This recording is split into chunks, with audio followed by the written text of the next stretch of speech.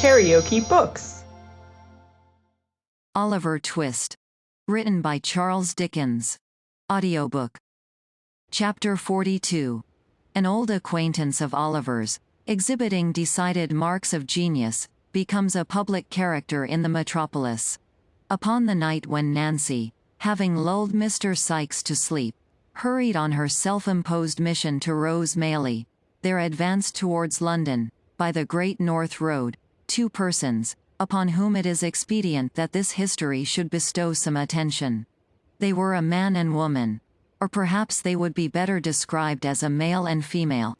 For the former was one of those long-limbed, knock-kneed, shambling, bony people, to whom it is difficult to assign any precise age, looking as they do, when they are yet boys, like undergrown men, and when they are almost men, like overgrown boys. The woman was young, but of a robust and hardy make, as she need have been to bear the weight of the heavy bundle which was strapped to her back. Her companion was not encumbered with much luggage, as there merely dangled from a stick which he carried over his shoulder, a small parcel wrapped in a common handkerchief, and apparently light enough. This circumstance, added to the length of his legs, which were of unusual extent, enabled him with much ease to keep some half-dozen paces in advance of his companion, to whom he occasionally turned with an impatient jerk of the head, as if reproaching her tardiness, and urging her to greater exertion. Thus, they had toiled along the dusty road, taking little heed of any object within sight, save when they stepped aside to allow a wider passage for the mail coaches which were whirling out of town, until they passed through Highgate Archway, when the foremost traveller stopped and called impatiently to his companion. "Come on, can't What a lazybones are, Charlotte. It's a heavy load, I can tell you," said the female, coming up, almost breathless with fatigue. "Heavy? What are talking about? What are made for?" rejoined the male traveller, changing his own little bundle as he spoke, to the other shoulder. "Oh, there are, resting again. Well, if ain't enough to tire anybody's patience out, I don't know what is. Is it much farther?" asked the woman, resting herself against a bank, and looking up with the perspiration streaming from her face. "Much farther. As good as there," said the long-legged tramper, pointing out before him. "Look there. Those are the lights of London. They're a good 2 mile off, at least," said the woman despondingly. "Never mind whether they're 2 mile off, or 20, said Noah Claypole, for he it was, "but get up and come on, or I'll kick and so I give notice." As Red Nose grew redder with anger, and as he crossed the road while speaking, as if fully prepared to put his threat into execution, the woman rose without any further remark, and trudged onward by his side. "Where do you mean to stop for the night, Noah?" she asked, after they had walked a few hundred yards. "How should I know?" replied Noah, whose temper had been considerably impaired by walking. "Near, I hope," said Charlotte. "No, not near," replied Mr. Claypole. "There. Not near, so don't think it." "Why not?" "When I tell that I don't mean to do a thing, that's enough, without any why or because either," replied Mr. Claypole with dignity. "Well, you needn't be so cross," said his companion. "A pretty thing it would be, wouldn't it, to go and stop at the very first public house outside the town, so that Sowerberry, if he come up after us, might poke in his old nose, and have us taken back in a cart with handcuffs on," said Mr. Claypole in a jeering tone. "No. I shall go and lose myself among the narrowest streets I can find, and not stop till we come to the very out-of-the-wayest house I can set eyes on. Cod, may thanks stars have got ahead. For if we hadn't gone, at first, the wrong road a purpose, and come back across country, you'd have been locked up hard and fast a week ago, my lady. And serve right for being a fool." "I know I ain't as cunning as you are," replied Charlotte, "but don't put all the blame on me, and say I should have been locked up. You would have been if I had been, anyway. Took the money from the till, no did," said Mr. Claypole. "I took it for you, Noah, dear," rejoined Charlotte. "Did I keep it?" asked Mr. Claypole. "No, you trusted in me, and let me carry it like a dear, and so you are," said the lady, chucking him under the chin, and drawing her arm through his. This was indeed the case, but as it was not Mr. Claypole's habit to repose a blind and foolish confidence in anybody, it should be observed, in justice to that gentleman, that he had trusted Charlotte to this extent, in order that, if they were pursued, the money might be found on her, which would leave him an opportunity of asserting his innocence of any theft, and would greatly facilitate his chances of escape. Of course, he entered at this juncture into no explanation of his motives, and they walked on very lovingly together. In pursuance of this cautious plan, Mr. Claypole went on, without halting, until he arrived at the Angel at Islington, where he wisely judged, from the crowd of passengers and numbers of vehicles, that London began in earnest. Just pausing to observe which appeared the most crowded streets, and consequently the most to be avoided, he crossed into St. John's Road, and was soon deep in the obscurity of the intricate and dirty ways, which, lying between Gray's Inn Lane and Smithfield, render that part of the town one of the lowest and worst that improvement has left in the midst of London. Through these streets, Noah Claypole walked, dragging Charlotte after him, now stepping into the kennel to embrace at a glance the whole external character of some small public house, now jogging on again, as some fancied appearance induced him to believe it too public for his purpose. At length, he stopped in front of one, more humble in appearance and more dirty than any he had yet seen, and, having crossed over and surveyed it from the opposite pavement, graciously announced his intention of putting up there, for the night. "So give us the bundle," said Noah, unstrapping it from the woman's shoulders, and slinging it over his own, "and don't speak, except when spoke to." "What's the name of the house, Thr? 3 what?" "Cripples," said Charlotte. "3 Cripples," repeated Noah, "and a very good sign too. Now, then, keep close at my heels, and come along." With these injunctions, he pushed the rattling door with his shoulder, and entered the house, followed by his companion. There was nobody in the bar but a young Jew, who, with his 2 elbows on the counter, was reading a dirty newspaper. He stared very hard at Noah, and Noah stared very hard at him. If Noah had been attired in his charity boy's dress, there might have been some reason for the Jew opening his eyes so wide, but as he had discarded the coat and badge, and wore a short smock frock over his leathers, there seemed no particular reason for his appearance exciting so much attention in a public house. "Is this the 3 Cripples?" asked Noah. "That is the dabe of this 'ouse," replied the Jew. "A gentleman we met on the road, coming up from the country, recommended us here," said Noah, nudging Charlotte, perhaps to call her attention to this most ingenious device for attracting respect, and perhaps to warn her to betray no surprise. "We want to sleep here tonight." "I'b dot certaid you cad," said Barney, who was the attendant sprite, "but I'll inquire. Show us the tap, and give us a bit of cold meat and a drop of beer while inquiring, will said Noah. Barney complied by ushering them into a small back room, and setting the required viands before them, having done which, he informed the travelers that they could be lodged that night, and left the amiable couple to their refreshment. Now, this back room was immediately behind the bar, and some steps lower, so that any person connected with the house, undrawing a small curtain which concealed a single pane of glass fixed in the wall of the last-named apartment, about 5 feet from its flooring, could not only look down upon any guests in the back room without any great hazard of being observed, the glass being in a dark angle of the wall, between which and a large upright beam the observer had to thrust himself, but could, by applying his ear to the partition, ascertain with tolerable distinctness their subject of conversation. The landlord of the house had not withdrawn his eye from this place of espial for 5 minutes, and Barney had only just returned from making the communication above related, when Fagin, in the course of his evening's business, came into the bar to inquire after some of his young pupils. "Hush," said Barney, "stragers id the next roob." "Strangers," repeated the old man in a whisper. Ah. Ad rub uds too, added Barney. Frob the country, but something in your way, or I bistaked. Fagin appeared to receive this communication with great interest.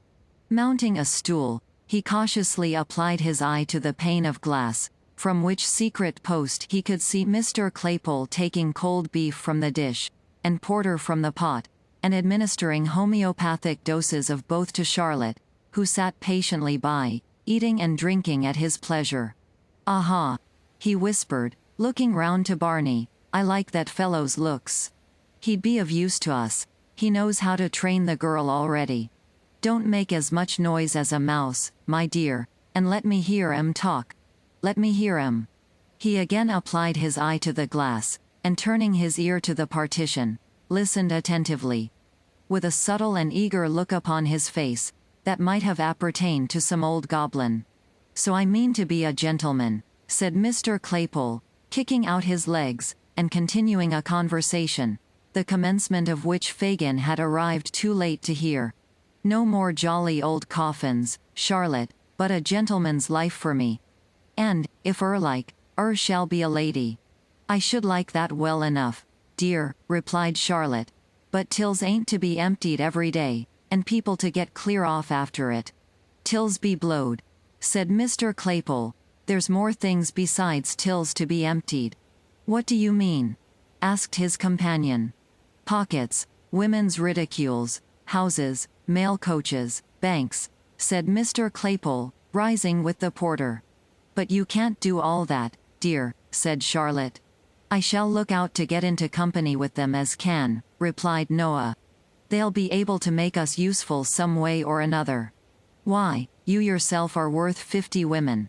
I never see such a precious sly and deceitful creature as can be when I let Lor, how nice it is to hear say so, exclaimed Charlotte, imprinting a kiss upon his ugly face. There, that'll do. Don't be too affectionate, in case I'm cross with said Noah, disengaging himself with great gravity. I should like to be the captain of some band, and have the whopping of 'em, and follering 'em about, unbeknown to themselves. That would suit me, if there was good profit, and if we could only get in with some gentlemen of this sort.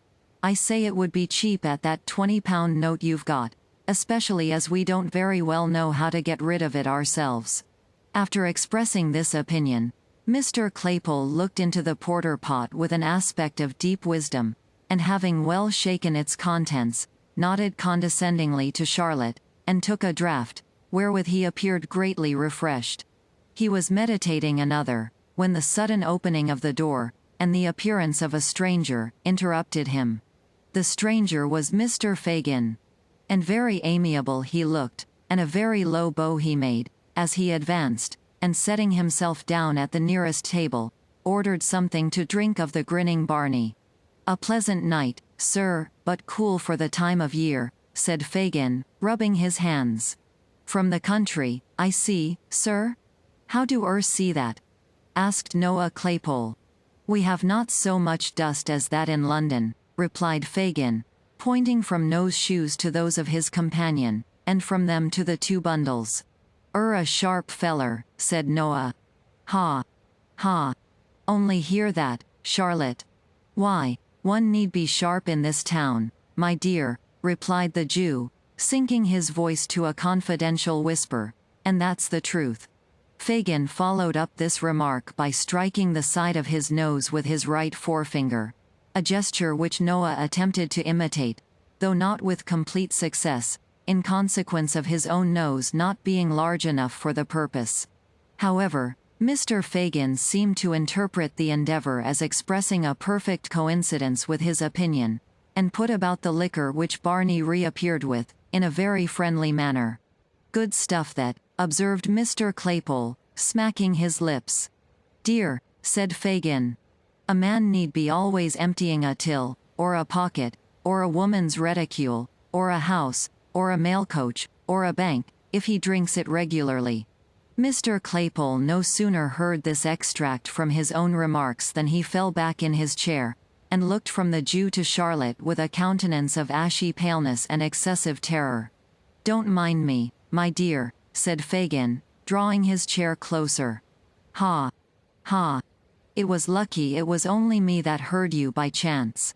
It was very lucky it was only me. I didn't take it, stammered Noah, no longer stretching out his legs like an independent gentleman, but coiling them up as well as he could under his chair. It was all her doing. You've got it now, Charlotte, no have. No matter who's got it, or who did it, my dear, replied Fagin, glancing, nevertheless, with a hawk's eye at the girl and the two bundles. I'm in that way myself, and I like you for it. In what way? Asked Mr. Claypole, a little recovering.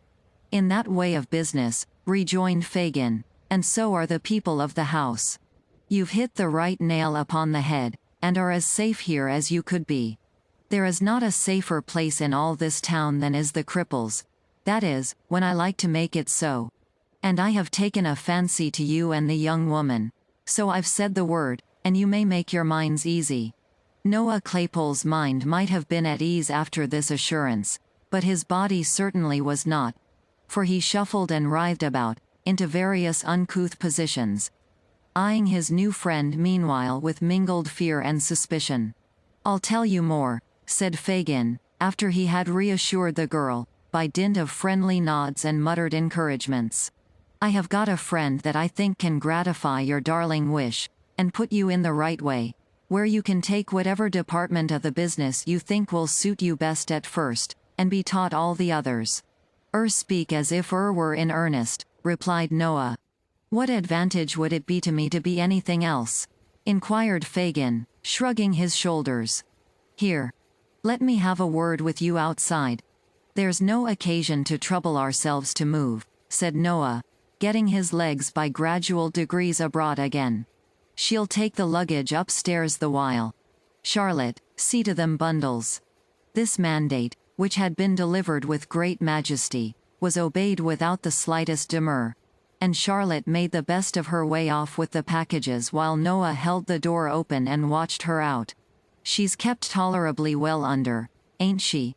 He asked as he resumed his seat, in the tone of a keeper who had tamed some wild animal. Quite perfect, rejoined Fagin, clapping him on the shoulder. You're a genius, my dear. Why, I suppose if I wasn't, I shouldn't be here, replied Noah. But, I say, she'll be back if lose time. Now, what do you think? Said Fagin. If you was to like my friend, could you do better than join him? Is he in a good way of business? That's where it is. Responded Noah, winking one of his little eyes. The top of the tree. Employs a power of hands. Has the very best society in the profession. Regular town matters? Asked Mr. Claypole. Not a countryman among 'em, and I don't think he'd take you, even on my recommendation, if he didn't run rather short of assistance just now, replied Fagin. Should I have to hand over? Said Noah, slapping his breeches pocket. It couldn't possibly be done without, replied Fagin, in a most decided manner. £20, though, it's a lot of money. Not when it's in a note you can't get rid of, retorted Fagin. Number and date taken, I suppose? Payment stopped at the bank? Ah. It's not worth much to him. It'll have to go abroad, and he couldn't sell it for a great deal in the market. When could I see him? Asked Noah doubtfully. Tomorrow morning. Where? Here. Said Noah. What's the wages? Live like a gentleman. Board and lodging, pipes and spirits free, half of all you earn, and half of all the young woman earns, replied Mr. Fagin. Whether Noah Claypole, whose rapacity was none of the least comprehensive, would have acceded even to these glowing terms, had he been a perfectly free agent, is very doubtful, but as he recollected that, in the event of his refusal, it was in the power of his new acquaintance to give him up to justice immediately, and more unlikely things had come to pass, he gradually relented, and said he thought that would suit him. But, see, observed Noah, as she will be able to do a good deal, I should like to take something very light. A little fancy work? Suggested Fagin. Ah. Something of that sort, replied Noah. What do you think would suit me now? Something not too trying for the strength, and not very dangerous, you know. That's the sort of thing. I heard you talk of something in the spyway upon the others, my dear, said Fagin. My friend wants somebody who would do that well, very much. Why, I did mention that, and I shouldn't mind turning my hand to it sometimes, rejoined Mr. Claypole slowly, but it wouldn't pay by itself, you know. That's true, observed the Jew, ruminating or pretending to ruminate. No, it might not. What do you think, then? Asked Noah, anxiously regarding him. Something in the sneaking way, where it was pretty sure work, and not much more risk than being at home. What do you think of the old ladies? Asked Fagin. There's a good deal of money made in snatching their bags and parcels, and running round the corner. Don't they holler out a good deal, and scratch sometimes? Asked Noah, shaking his head. I don't think that would answer my purpose. Ain't there any other line open? Stop, said Fagin, laying his hand on Noah's knee. The Kinchin lay. What's that? Demanded Mr. Claypole. The Kinchins, my dear, said Fagin, is the young children that's sent on errands by their mothers, with sixpences and shillings. And the lay is just to take their money away. They've always got it ready in their hands, then knock 'em into the kennel, and walk off very slow, as if there were nothing else the matter but a child fallen down and hurt itself. Ha! Ha! Ha! Ha! Ha! Roared Mr. Claypole, kicking up his legs in an ecstasy. Lord, that's the very thing. To be sure it is, replied Fagin, and you can have a few good beats chalked out in Camden Town, and Battle Bridge, and neighborhoods like that, where they're always going errands, and you can upset as many Kinchins as you want, any hour in the day. Ha! Ha! Ha! With this, Fagin poked Mr. Claypole in the side, and they joined in a burst of laughter both long and loud. Well, that's all right, said Noah, when he had recovered himself, and Charlotte had returned. What time tomorrow shall we say? Will 10 do? Asked Fagin, adding, as Mr. Claypole nodded assent, what name shall I tell my good friend? Mr. Boulter, replied Noah, who had prepared himself for such emergency. Mr. Morris Boulter. This is Mrs. Boulter. Mrs. Boulter's humble servant, said Fagin, bowing with grotesque politeness. I hope I shall know her better very shortly. Do you hear the gentleman, Charlotte? Thundered Mr. Claypole. Yes, Noah, dear, replied Mrs. Boulter, extending her hand. She calls me Noah, as a sort of fond way of talking, said Mr. Morris Boulter, late Claypole, turning to Fagin. You understand? Oh yes, I understand, perfectly, replied Fagin, telling the truth for once. Good night. Good night. With many adieus and good wishes, Mr. Fagin went his way. Noah Claypole, bespeaking his good lady's attention, proceeded to enlighten her relative to the arrangement he had made, with all that haughtiness and air of superiority, becoming, not only a member of the sterner sex, but a gentleman who appreciated the dignity of a special appointment on the Kinchin lay, in London and its vicinity. KaraokeBooks.